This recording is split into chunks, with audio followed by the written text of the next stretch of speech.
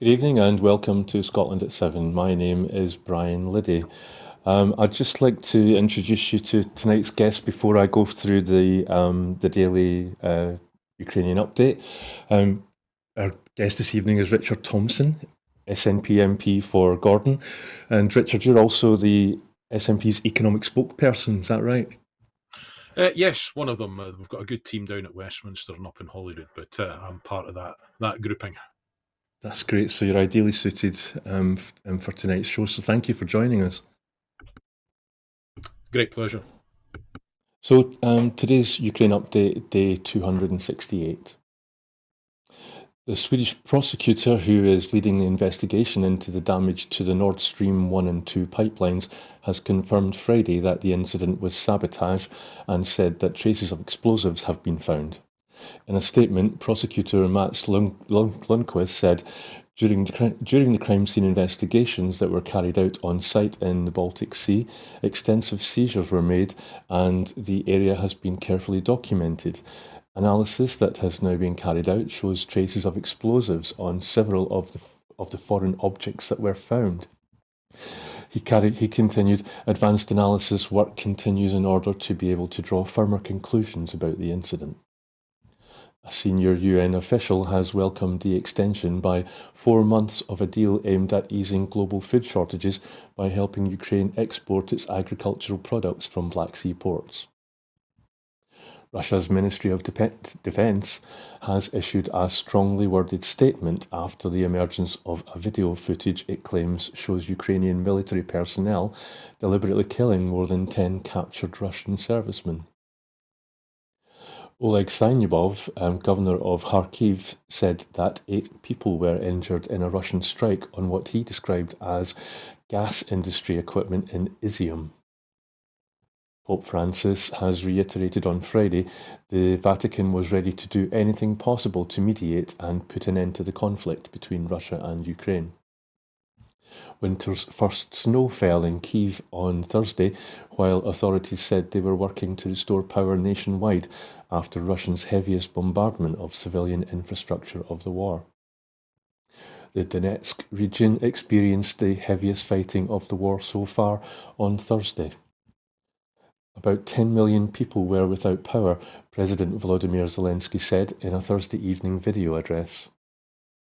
Strikes on critical infrastructure in Odessa and Dnipro on Thursday were confirmed by the presidential administration and the regional heads. 3 people were reportedly injured in the Odessa region, while another 14 people were injured in the strike on Dnipro city, according to its mayor, Boris Filatov. 2 people were killed in a missile attack overnight on the southeastern region of Zaporizhia, according to local officials. 3 were wounded in an attack on the northeastern city of Kharkiv, they added. The Kremlin said it could not imagine engaging in public negotiations with Ukraine. A member of Russia's armed forces who took part in the invasion of Ukraine has requested political asylum after landing in Madrid. A Dutch court has found 3 men guilty of the murder of 298 people on board flight MH17, which was shot down by a Russian surface-to-air missile when it was flying over eastern Ukraine in 2014. Richard, thank you for your patience with us there while I read out that really quite extensive Ukrainian update. But if you don't mind, I'll just let the guests, those people watching know we've got a special on this evening. We're going to just solely concentrate on Mr. Hunt's fiscal statement, or autumn statement as he calls it, which was yesterday. Richard, were you in the room when the statement was read out? Yes, I was, Brian, and it was quite interesting. Beforehand, usually before a statement, you're given a copy of what the minister is about to say, and that happened this time as well for our spokesperson, and I was lucky enough, if that's the word, to get a wee look at it. And the thing is, most of the statement was actually completely and utterly redacted. It was just a series basically of black and white lines, and I'm certain that if I'd taken any one of the pages across to the road, to the little Tesco that's across the road from Parliament, and I'd scanned it in the till, I would probably have been charged for a pint of milk, because it was more black and white lines than there was actual text with any meaningful content in it. But that said, I mean, most of what was in the statement had been fairly well trailed in advance. And what it represented was an utter repudiation of the Trussonomics kamikaze budget of just about 50 days previously. And viewers will recall that that was the one which proposed eliminating the 45 pence upper rate of tax, in which such gurus as Douglas Ross were urging the Scottish Government with every fibre of their being to follow suit with. And, that budget fell apart within the week. Jeremy Hunt eventually came in as Chancellor, rolled back most of it, and this was really just the final rolling back of that Trussonomics philosophy. But what we saw was a series of tax increases, some of them overt, some of them not quite so overt, and a significant amount of cutting to public expenditure. But just as one of the things that surprised me at the time of Kwasi Kwarteng's disastrous budget was the fact that the Conservative MPs and the backbenchers were not cheering in all the bits that they were supposed to. Jeremy Hunt's budget had almost a similar effect. I mean, there were a few loud cheers, but I think it was telling that most of the loudest cheers of all came when he was trying to insult the Labour Party or the Scottish National Party. And for most of the rest of the statement, it was listened to with a kind of mostly eerie silence from Conservative MPs there. And I just wondered if yesterday rather, was perhaps the day when it began to hit home to them how many of them would need to be browsing the Situations Vacant section of the newspapers after the next general election. Because I think it's the reaction in the chamber was pretty muted. Normally you get the most obnoxious hearing imaginable from them when they feel they've got something to cheer about. I don't think the Conservatives think they have a great deal to cheer about at the moment, and this wasn't a kind of performative seriousness that they were putting on. I think there's an awful lot of them are very, very worried, and as they should be, given the mess that they have left the UK economy in after 12 years and after the turmoil that we've seen, particularly over the last 12 weeks. Yeah, I found it interesting when watching about the tone in general. You just talked about cheering. I mean, I would have said that there was quite a lot of laughter in the chamber when really it's not very funny at all. And I would, just one quick question, would you agree? I mean, I would say, I'm glad you mentioned the Truss Kwasi Kwarteng budget, which this is obviously in response to, but it seemed to me that Hunt had just one job to do yesterday, which was to look plausible in comparison to Truss and Kwarteng. Do you think he managed to pull that off? I think he certainly looked more plausible, and give him his due, he has a good bedside manner in that sense. He's a very, very polished performer, in the sense that he doesn't perform. He's just very matter of fact. The other thing is he can say the most horrendous nonsense with a straight face, and he can take people in. Well, he did that. I mean, some of the things he was trying to get away with yesterday, he was claiming that budget increases, which were increases solely in cash terms, would actually still be increases in real terms as a result, even if the percentage increases were lower than the current rate of inflation. Now, you don't need to have studied economics for very long to know that if inflation is going up higher than the spending increases, then what you've actually got is a spending cut, and therefore a cut in real terms, even if it's an increase in cash terms or numerical terms. So he was trying to pull the little stunts like that, and it did kind of put me in mind at one stage of Gordon Brown without a histrionics. I remember one occasion where Gordon Brown on a budget tried to claim that the spending was going to rise in each of the next 3 years, but that would mean that spending rose by 0% in year one, 0 point something percent in year two, and the big increase was actually in the third year. So he tries to pull the same trick that if you say something with enough conviction and with a straight enough face, you might get away with it, no matter how much of a load of rubbish it is that you're actually saying, or how illogical or factually inaccurate it is. But yes, I think he's fulfilled the job that was really his most important one, which was to calm the markets and to restore a certain amount of credibility. But whether or not it does the job politically for them, I don't think it's going to. And frankly, nor should it, because he picked some fairly soft targets for tax increases yesterday, and he missed 2 or 3 big ones, which we might go on to talk about later. Absolutely. But essentially, an awful lot of his spending cuts as well are being achieved, if not through outright cuts, but by spending below inflation. Now, one of the things that he has preserved out of the Truss Kwarteng budget was that they were his idea that they were conceptually correct in wanting to go for higher rates of growth. Now, I don't think there are many who would argue with that, looking at it from a conventional economic standpoint.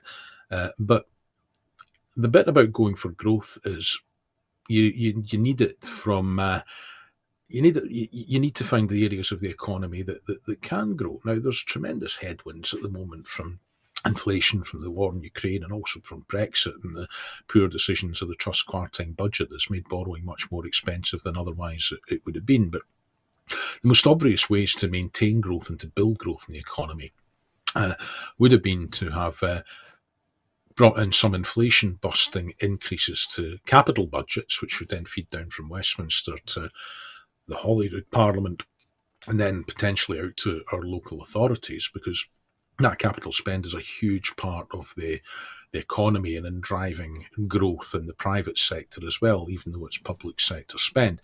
He hasn't done that. The capital budgets are all going to fall in real terms despite the increase in cash terms, because inflation is higher than the increase.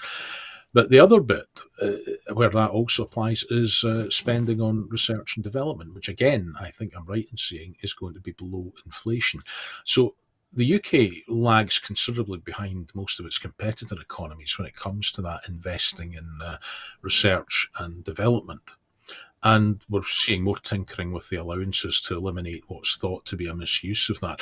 But frankly, we need to be doing more to be driving up that R&D to create the jobs of the future. And we need to be green lighting investment in things like the carbon capture and underground storage at Peterhead, which there's still no sign of a green light for. So in terms of some of the major things that he could have done, or basic things he could have done to promote growth, it's all part of the same fiscal retrenchment policy that he's using to try and balance the books. And ultimately, that might reduce market quibbles today, but it's at the expense of prosperity tomorrow. So I think there were a number of things he could have done that could have achieved similar outcomes in a more equitable way. And there were areas of attention which he should have had at the forefront of his mind in terms of how to start stoking the boilers for future growth, which he simply hasn't. And the cost of that is going to be continued diminished growth below trend in the UK, much as we've seen over the last 15 years, only this time with the added self-inflicted wounds of Brexit and higher interest rates from that loss of confidence that came about in the Truss Kwarteng budget. You've touched on a lot of things that we're hoping to delve into this evening, Richard, so thank you for that. But just before we move on, so we've got taxes.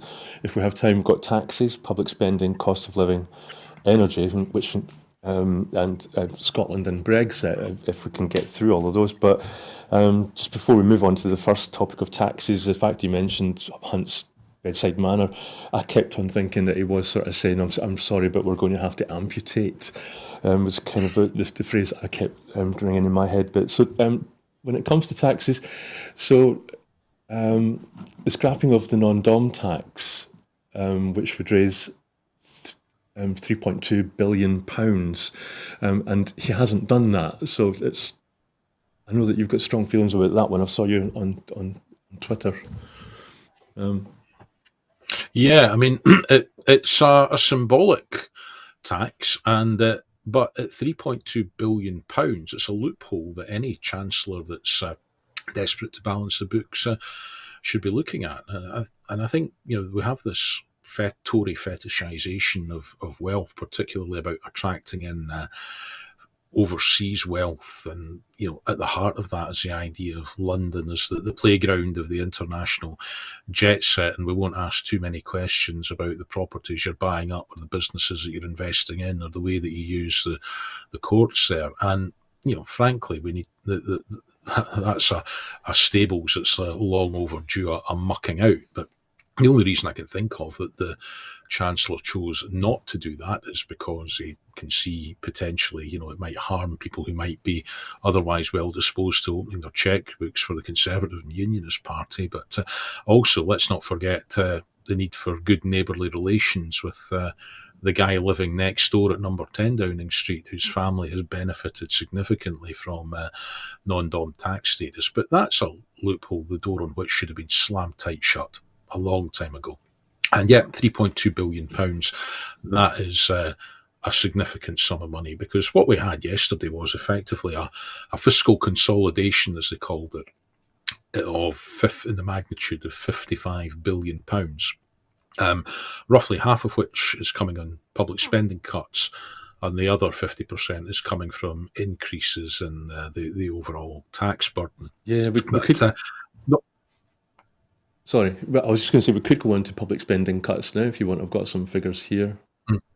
Yeah, well, we can do it. Just to bring my point to the conclusion, that by definition, people who are exploiting that kind of tax status are people who are either in possession of quite a lot of wealth already or earning some rather significant levels of incomes and dividends and things like that. So, while people might feel the pinch from tax thresholds at various rates not increasing, before you start looking at stuff like that, I think you really need to look at who's got the broadest shoulders and who can be taxed more without it causing them any pain. Because fundamentally, it's people who are on lower levels of income, household income. If you're able to get more money to them, they'll go out and spend it. That increases tax revenues in and of itself, and it helps people to live bigger lives. There's nobody who's working in the financial sector in the City of London with non-dom status who is going to miss the additional taxes that would otherwise come their way if those non-dom loopholes were closed. And quite frankly, anyone that is choosing to live here, that's great. In the UK tax jurisdiction, that's great. But I think the reasonable expectation as a flip side of that is that they're paying their fair share for the common good as well. And the non-dom tax status just simply has no part in that, and no part of that in a decent civilised society, to my mind. And certainly continuing to leave that loophole open has got absolutely no part in any budget that is looking to restore financial equilibrium in a fair fashion. Thanks, Richard. Time is against us, so let's move on to public spending. But so I'm going to roll some of these things together. So forgive me if it sort of starts to get a bit long. But so public spending has to grow by 1% per year for 3 years. That's less than inflation, with inflation now being at 10.1%. And the NHS is to get £3.3 billion a year for 3 years. Again, that's a real terms cut due to inflation. Social care, that's to get £1 billion more this year, then a further £1.7 billion next year. But reform of social care in England has been kicked into the long grass, it seems to me, even though that was a Boris Johnson manifesto pledge. So you might want to say something about that. And then there's £2.3 billion for schools. I could go on, but yeah, what would you like to say then about the reform of, or the lack of reform of social care? Well, clearly social care is in need of reform. That was recognised in Scotland when the integration of health and social care was brought about through the introduction of integrated joint boards. And the Scottish Government's moving ahead with plans to create a national care service on that. So there are some pretty major institutional reforms that I think are part and parcel of providing people with the uniformly high standard level of care that we would hope and expect for people who need that. Now, a point I made at the time that the so-called health and social care levy was being introduced in England and Wales and right across the UK actually, but was with the increase in national insurance, was that certainly in England, they were nowhere near the foothills of where they needed to be in terms of reforming their health and social care structures. And quite frankly, all they were doing was basically writing a cheque, ostensibly for health and social care, that would probably never make it past the NHS and into the care services at the which we can see are so important in terms of maintaining a throughput of patients from hospital to make sure that people are cared for in the most appropriate care settings. So I think that the political reform that needs to happen, or the institutional organisational reform that needs to happen in England, I'm not certain is underway, but we're certainly a distance down that road in Scotland. But again, we come back to the fundamental point in this, is that for all that there are some increases in there, whether it's 1%, 2%, 3%, when inflation's at 10%, that evaporates. And remember that inflation rate, that 10% inflation rate, even though it's a 41-year high, we haven't had an inflation rate as high as that since the start of the disastrous Thatcherite economic experiment when Geoffrey Howe was a chancellor. But that's only the aggregate of inflation across the whole economy, and there will be certain sectors where inflation is even higher. And of course, with people fighting the cost of living crisis, an awful lot of the lowest paid workers that we have are sadly in the care sector. So it's not unreasonable to expect us to have to increase the salaries for those who care. It wasn't enough just to stand out in the pandemic and have a round of applause once a week. Pay is a very significant part of the cost of any organisation, and meeting reasonable pay claims is going to further increase that rate of inflation. And it's not unreasonable that people's pay should keep pace with the cost of living, and exceed it in most years, in my opinion. So for all that these increases have been announced by the Chancellor, they're being obliterated by that inflation rate. And particularly when it's going to come through in things like food and drink. It comes through on heating bills for for institutions. It's going to erode the capital budget for building new hospitals or expanding care homes and things like that. So, I think we need to be very, very realistic about just how squeezed the resource base is for providing some of those essential public services over the next few years. Now, the Chancellor could have invested more heavily to overcome that. He could have done more to tackle inflation by tackling in particular the high fuel prices that are there. He could have broken the link between gas prices and electricity. That would have been one thing. He could do more to be helping the public sector and businesses and privates with their their heating bills. That would have taken a significant amount out of the input costs for businesses and the public sector, while allowing households to have a greater proportion of their income to spend on things other than heating and cooking. So, yeah, it's one of those. For all these are some big, meaty, chunky figures, and any other year would sound quite impressive. They're simply going to be eaten alive by the inflation that is rampant in the economy at present. Yes, and so let's move on to the cost of living. So to try and catch up, I'm really keen to get on to Scotland and Brexit. So I'm going to roll a couple of things together and we'll pick one. So for the cost of living, there's the energy price cap, which is up from £2,500 to £3,000. And remember, that's an increase in what energy companies can charge people. It's not a rebate. I think some people think that that's a good thing, that's going up. Cost of living allowances, there's going to be £900 for those on benefits, £300 going to pensioners, and £150 to those with disabilities. And on the latter group, people with disabilities, they often have really high energy bills because they've got to charge their electric wheelchairs or run oxygen machines. But they get the lowest amount out of the three. There's the national living wage is going to be increased from £10 to £42 an hour. But of course in Scotland, I'm sure you know, the real living wage is already higher than that at £10.90 an hour. So we could talk about that. Social Security is to rise by 10.15%. That's level with inflation. But not above. Triple lock for pensioners is to stay. which is an intriguing one. And then, of course, there's the economically inactive, which Mr. Hunt it's about 600,000 older people who, for some reason, have left the workplace in recent years, and they're going to be asked to meet work coaches, which reminded me of I couldn't remember the name of the address, but there was an office in Glasgow, wasn't it nicknamed Lourdes, because the people that went there to get assessed for their DWP Social Security came out saying that they'd been cured, which goes down to tone again. Is there anything in there, Richard, that you particularly would like to concentrate on? Well, I think the pensions triple lock is something that we've called for a while. There's an awful lot of pensioners are wealthy, are asset rich, cash rich, but we shouldn't lose sight of the fact that many more aren't, and that pensioners are still subject to tax. So, in a progressive tax system, I've got no problem with universality of benefits that can be taxed back from those who are not in need of them. And I think the pension triple lock does provide an important guarantee for our older folk at this time.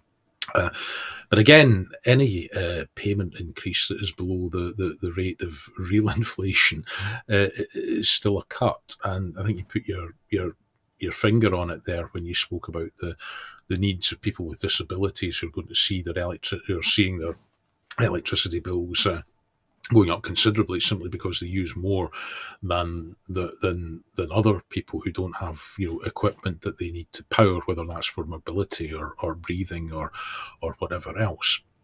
And that is something that it's unconscionable that we should be seeing people with those health issues and mobility issues and any kind of financial hardship because of the increase in energy prices.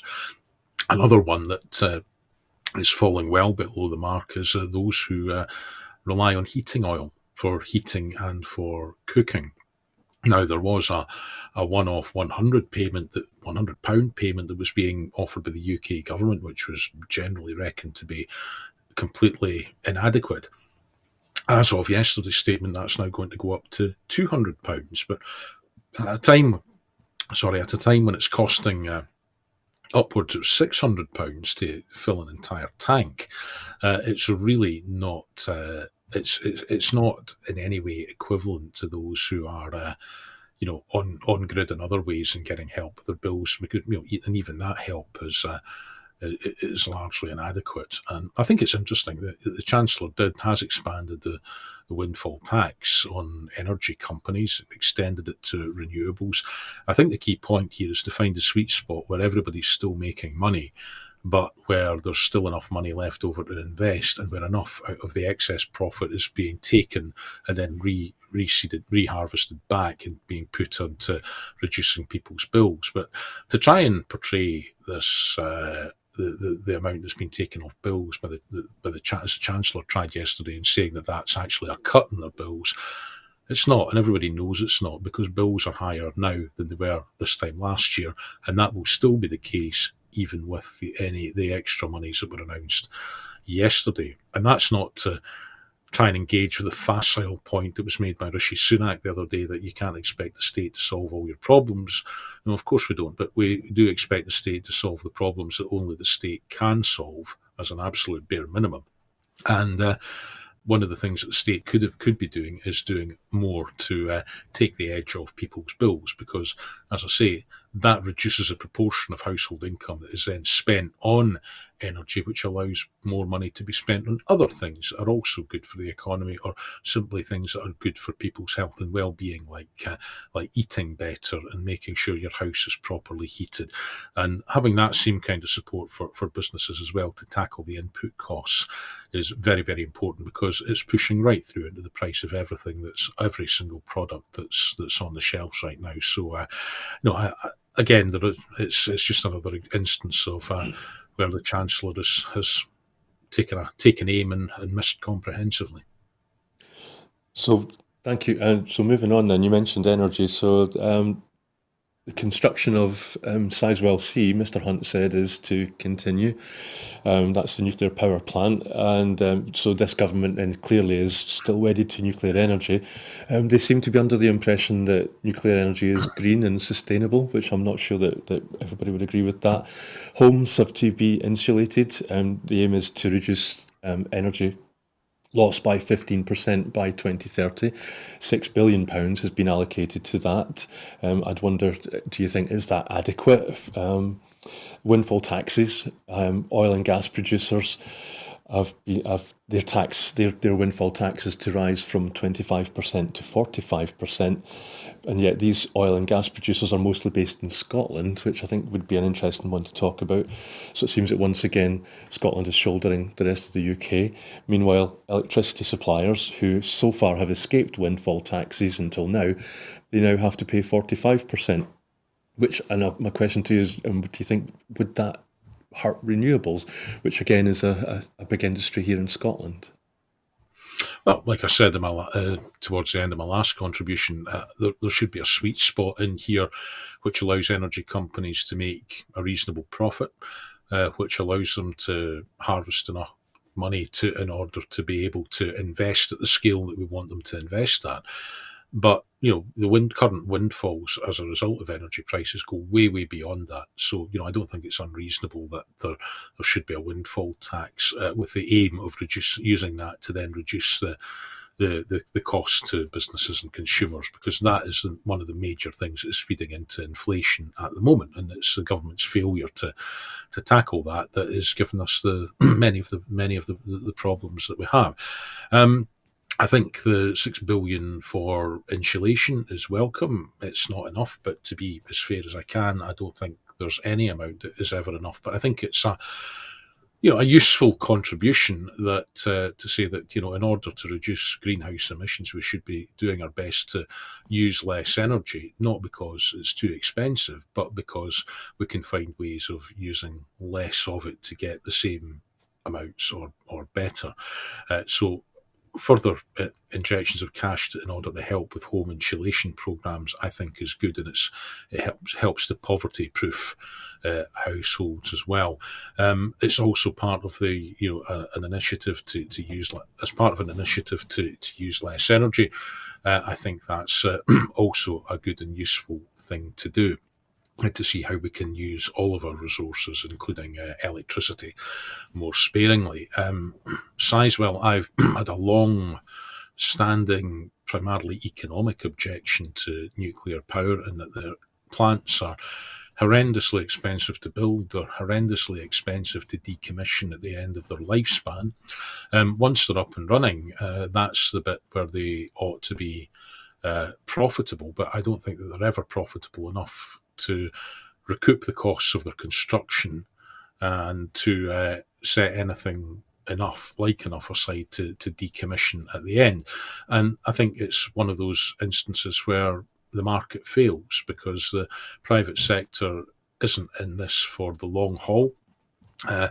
That's a big risk to build. They're looking for either for outright subsidies or guarantees about this price that you can sell the electricity at, and then they'll want to be away as fast as their legs can carry them when it comes to meeting the costs of decommissioning at the end.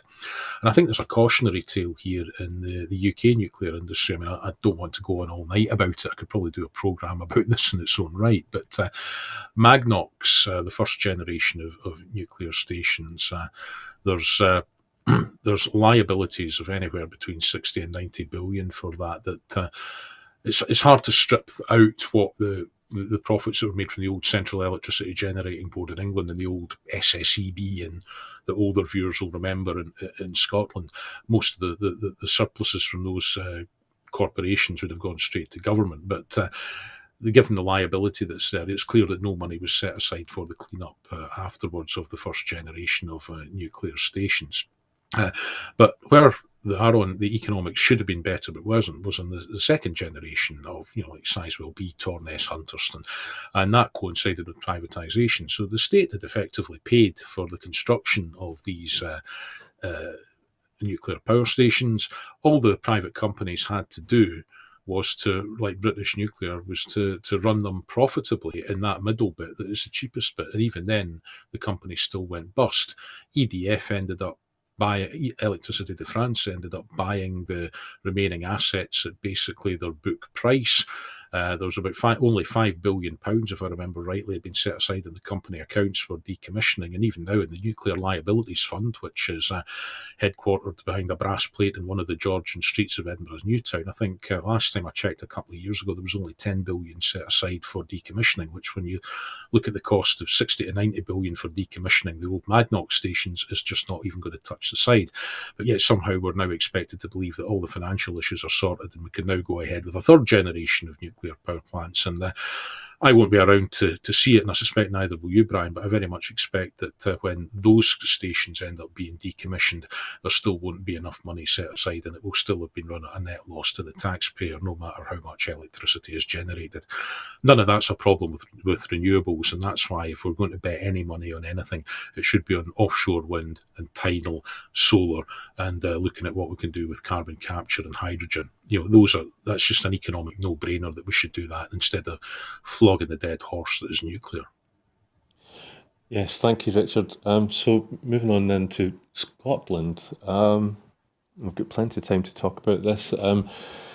So Scotland's to be given £1.5 billion from Barnett consequentials in this budget, but that's a reduction in real terms once again to our old friend inflation. I think that's Scottish budget's to be reduced in real terms due to inflation by £1.7 billion. And I don't know, I mean, as you were in the room, but when that was announced, when the Chancellor decided to talk about what was coming to the devolved nations, did I detect a slight sense of dismissiveness in his voice? Do you think? I'm not sure about that. You may well have done. Maybe I'm just immune to that largely now down in Westminster. But yeah, I mean, he did, as chancellors now tend to do, talk about how much money is coming through to Scotland. And, at that point, we're all kind of expected to tug our forelocks, bow, scrape, and be eternally grateful that we're getting our own money back. So, there was that. Those observations were certainly made in the SNP and the Plaid Cymru benches. But I think one of the interesting bits, and I'd left by that point to do some broadcast interviews, but I believe in answer to one MP, may even have been a Plaid Cymru MP actually, he referred to what the Welsh government was getting, and then he spoke about what the English government was spending, which got an enormous cheer because the mask had slipped, and he corrected himself and said what the UK government is doing in England. But it was on a day of doom, gloom, and misery. It was one of the lighter moments, seeing the mask slip somewhat like that. But yeah, again, it reads out the total for the devolved nations. We're expected to be happy. And then what normally happens is that, outride the Scottish Tory contingent to say this is how much money Scotland's getting and this shows the union dividend and how everything's working for us. I'd like to think that people are getting a bit wise to that now, and they're too smart to fall for it because, as you said, inflation means that the Scottish government budget that was set last December as a result of inflation is now worth less, £1.7 billion less in terms of its reduced spending and purchasing powers. And until we get that inflation in the economy dealt with, that's going to remain a big, big problem. Sadly, it looks like the Conservative UK government thinks the best way to deal with rising inflation is to slam the brakes on or put the brakes on public spending, and to try and exercise pay restraint so that it's generally speaking the lowest earners who end up seeing their living standards reduce most markedly. And we're now into about the 15th year of this since the banking crisis. And it's quite telling that the Office for Budget Responsibility is pointing out the UK is in recession, but the household incomes are set to fall by 7% in the next 2 years, which is the highest single drop in living standards since records began. So, again, it's not something to send us off cheerily to bed with, but we can see that this is this is the whatever current global headwinds there might be, this is the chickens coming home to roost on 12 years of Tory economic failure. Okay, thank you, Richard. And so maybe just thinking ahead, but still definitely connected to Mr. Hunt's budget.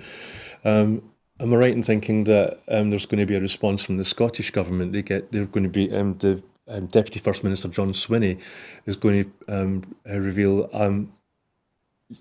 He's going to reveal his response to this budget on the 13th of December. What do you think? I mean, what can he do to mitigate Mr. Hunt's budget? Well, I think there's very little, because although the Scottish Parliament has some tax raising powers, tax varying powers, it doesn't have the full gambit of them. And they'll also want to make sure that our tax rates are set at an appropriate level, at a rate that is productive, so that they do actually achieve the stated goal of bringing in more revenues without stifling other areas of the economy. The Scottish Government obviously doesn't have any substantial borrowing powers, so that restricts what the Scottish Government is able to do. So really, it is a sizable part of the resource that comes to the Scottish Government and to Scottish public spending services in expenditure terms is determined by decisions that are taken in London. Now, I very much wish that weren't the case.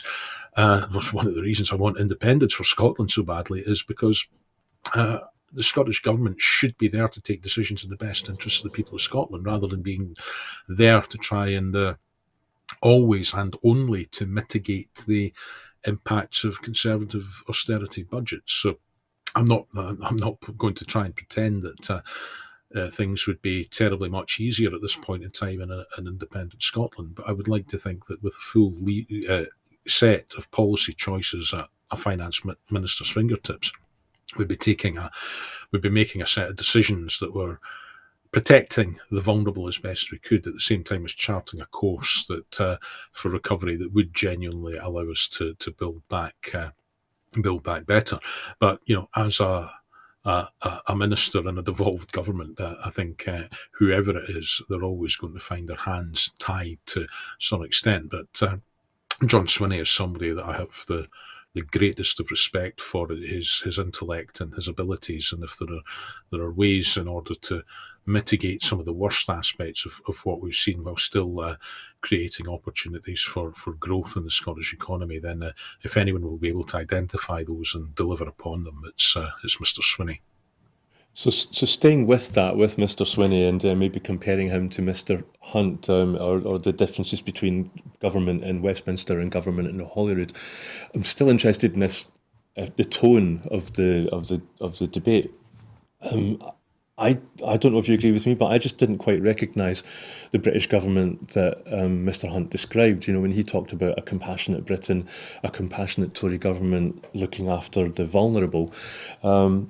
It just didn't quite ring true to me. And I know that when similar announcements are made in terms of Holyrood, they often talk about they want a system that, a benefit system, for example, that is kind and is fair. Do you think that's a fair comparison to draw between the two? Well, yeah, I think you put your finger on it in some ways, that there's this kind of exceptionalism, British exceptionalism, at the heart of Westminster and Tory governments, and it would be the same under a Labour government. Let's not have any illusions about this. It's the idea that there's British fair play, British compassion, British ingenuity, as if nobody else is fair, compassionate, or ingenious. It's just absolute hogwash. But that's the way that he sold it to his troops on the backbenches last night. Yesterday was simply to say that what they were doing was this was a recession made in Russia, but its solutions will be in Britain, and and all the rest of it, and it's just absolute nonsense. But again, that's a little bit of hypocrisy and exceptionalism, and and is if that's what helps him get it across the line with his troops, then he's certainly not. He's a good enough politician as Jeremy Hunt to not to be too embarrassed about that. And certainly his troops rallied obediently at those points. Although I did feel that the overall mood was somewhat subdued. And as I said earlier, I think the reason for that is that an awful lot of them are now beginning to realise that. The prospectus on which they stood in 2019 has not stood up to scrutiny. It's been undeliverable, and Brexit and austerity and the problems it's causing are coming home to roost. And once they've lost that reputation for economic competence, as they did in spectacular style with the Truss quarting budget, it's very, very difficult to get that back. And as I say, an awful lot of Tories and marginal seats will be looking over their shoulders rather nervously, I would imagine. Thanks, Richard. And then, so sticking with there's been a lot of talk on social media and on political podcasts about what Mr. Hunt's budget is going to mean for the Labour Party in Westminster. It seems that most people seem to agree that it's not going to. It doesn't give them much wriggle room. I'm thinking that mostly Keir Starmer seems to more or less agree with most of the things that Mr. Hunt and Mr. Sunak says. For example, he's not going to challenge Brexit. We can come on to that properly in a minute. What about Scottish Labour? Because they're not always, in alignment with their colleagues in London, are they? Well, I think they're in perfect alignment here. They see some of the more triumphalist elements think that this is it, the Tories are finished and, happy days are here again, and they'll be in forming a government after the next election, whenever that is.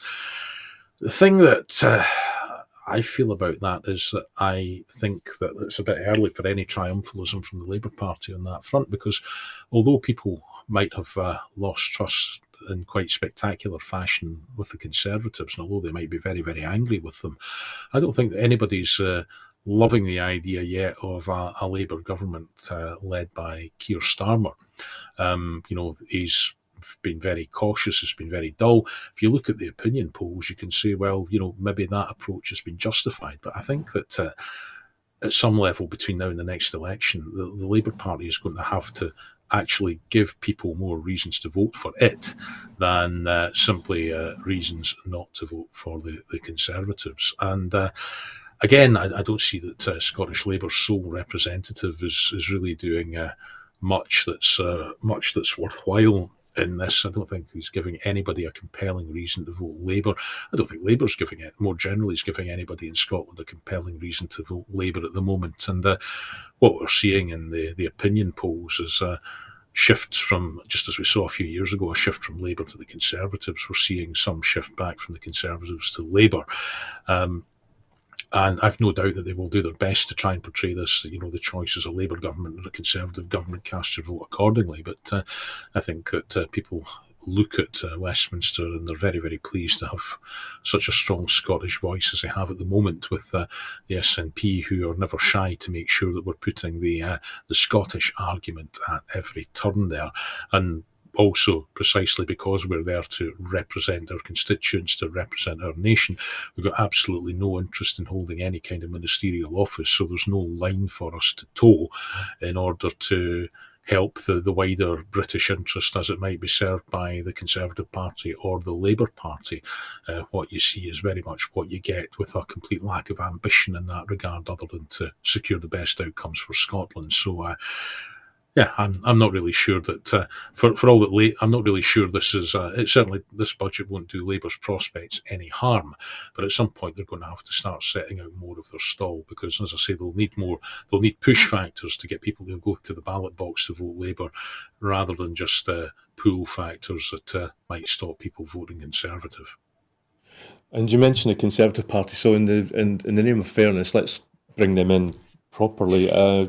So we've got the Scottish Conservatives, the Scottish Conservative MPs, which includes Alistair Jack. He was in both cabinets, both in Liz Truss's cabinet and Rishi Sunak's, which I think is interesting. There's another eight or nine MPs that hold the same title. But what about the Scottish Conservative Party up here in Holyrood, do you think they'll be saying much about Mr Hunt's budget? No, I think they'll probably point to the figures claim that are coming to Scotland. They'll say this is a good deal. It shows a union dividend. And then, without missing a beat, despite the fact these actually represent real terms cuts, they'll then start yammering about the Scottish Government not taxing too much, but also not spending enough on public services, particularly the NHS and councils. And it's a circle of dishonesty that the Scottish press are largely complicit in, because the Tories like to pretend that there's absolutely no link whatsoever. They want to establish the link between the Scottish budgets and Westminster when they want to argue that we're getting more than our fair share, or a higher share than we'd ever be able to provide for ourselves were we independent.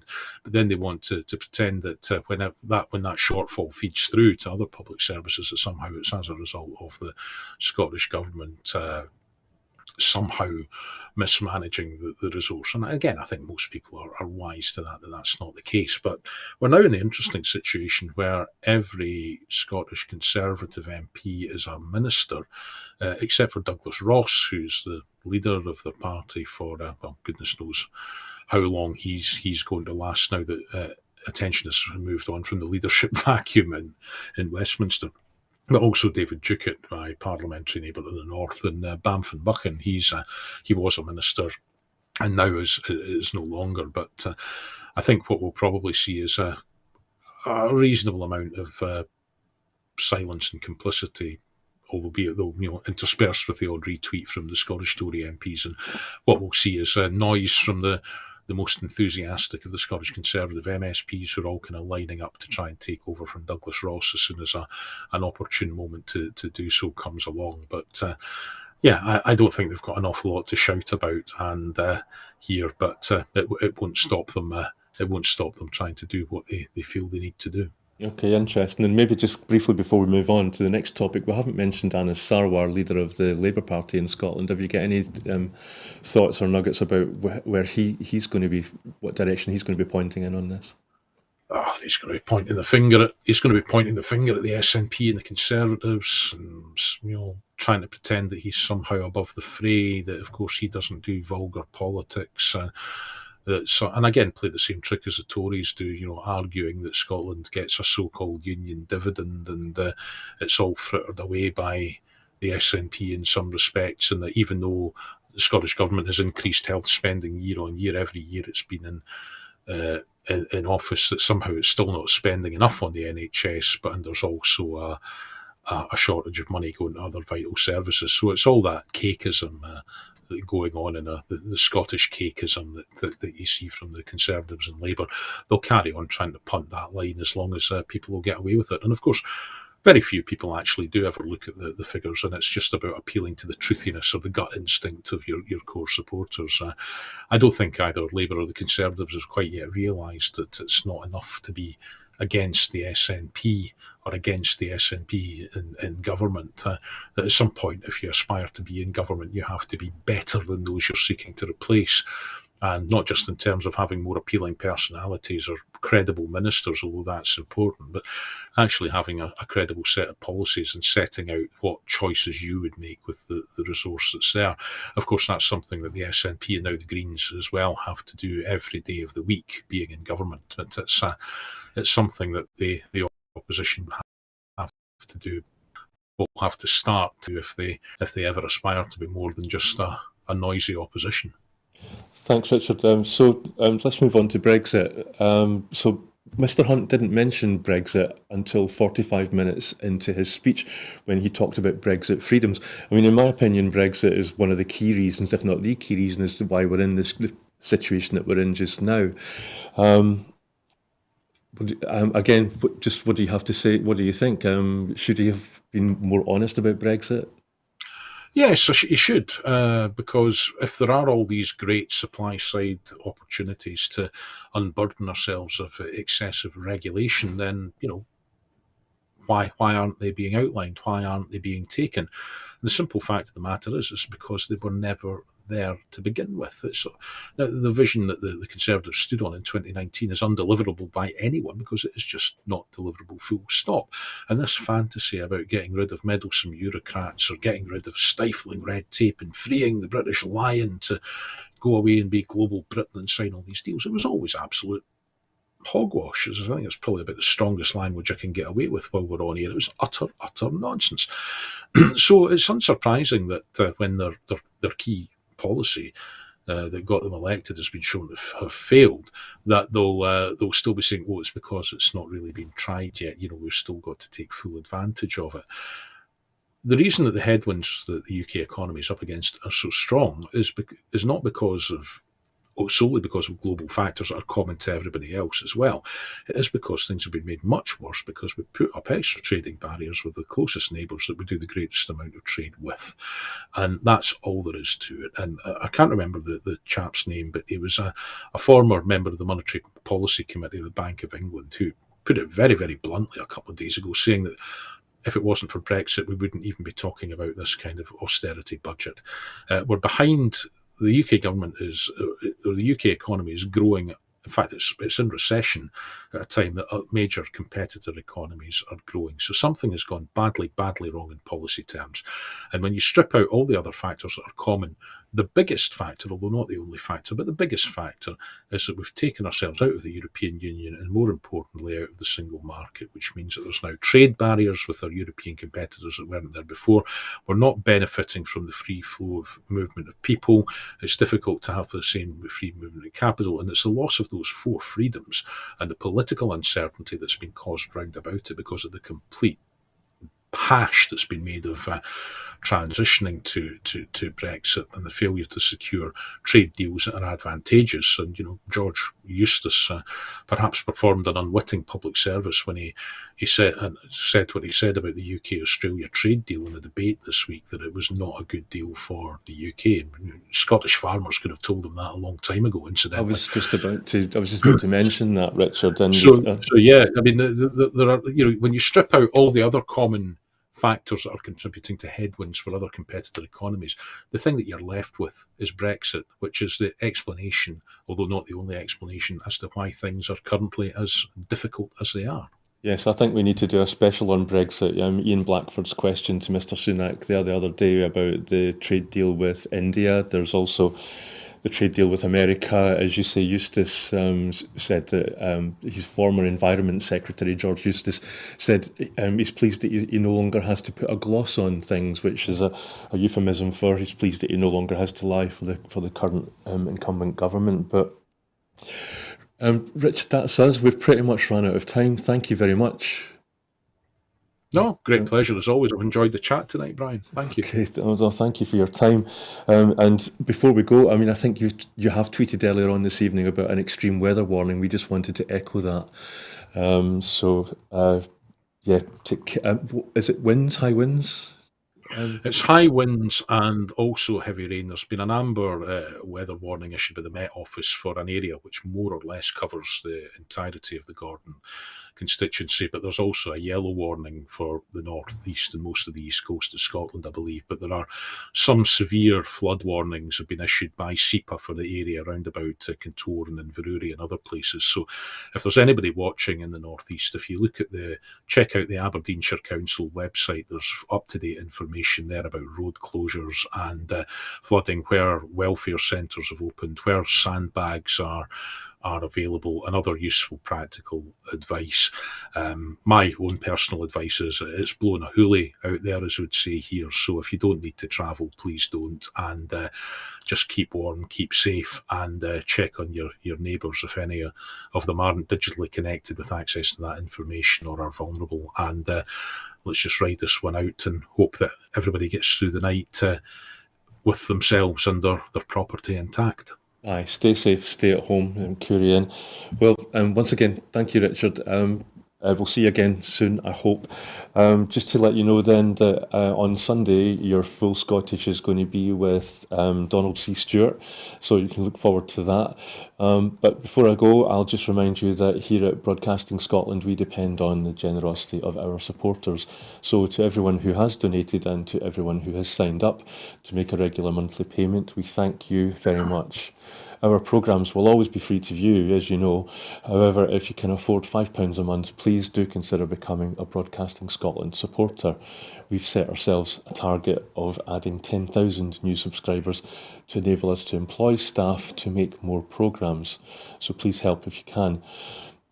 So all it takes is for me to let you all get on with your weekends now. So I'll say good night. Thank you, Richard, and thank you for watching. Bye-bye.